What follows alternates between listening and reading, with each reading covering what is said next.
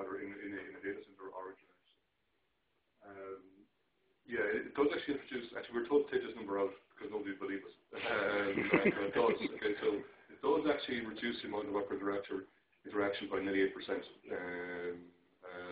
And that's various skilled interactions by various other skilled people. So that's all gone. Installed either for a single piece of media or for another server, and it can be done over the web, over a high bandwidth link as well.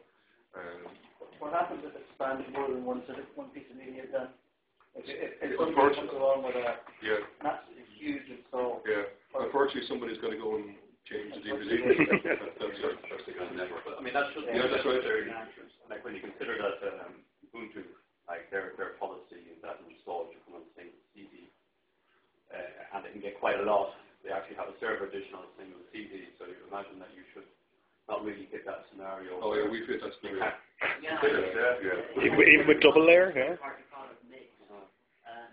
And you know, it's not just a straightforward operating system and you know, one third-party product. It's 10 or 12 different things, and you very quickly come up against the blenders of a single piece of media. We have simple metrics like size of the book with 1 terabyte, which is quite enough. Yeah, I mean just plug it via FireWire or whatever.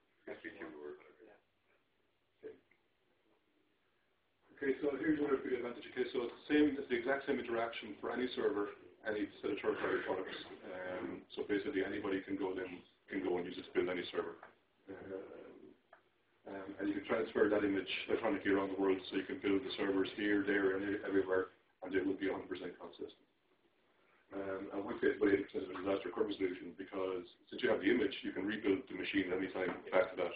And now we don't, obviously if you have configuration data in there, you've changed configuration data, you have that backed up and you have to restore that yourself because we're not in that space. Okay, so the question is cost installations, they're indirect cost savings. And allows customers to focus directly on their core business. So what you tend to happen actually is that because of the deployment phases, it's a pretty important phase, but companies don't tend to think about it a lot. They tend to think about developing their products. Is that top guys are sent to sites to go and do a lot of the deployments. That's a waste of a lot of money, and those guys would be better spent developing the core products. Consistent.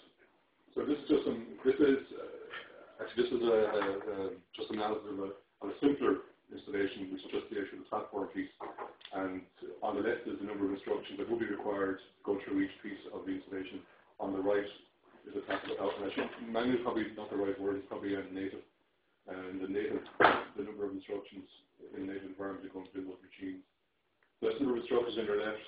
R1 is quite small down there. And on the right is duration. So we did a trial for the end of last year with Motorola in Spain. And just to build a platform piece, it was taking about 3 hours.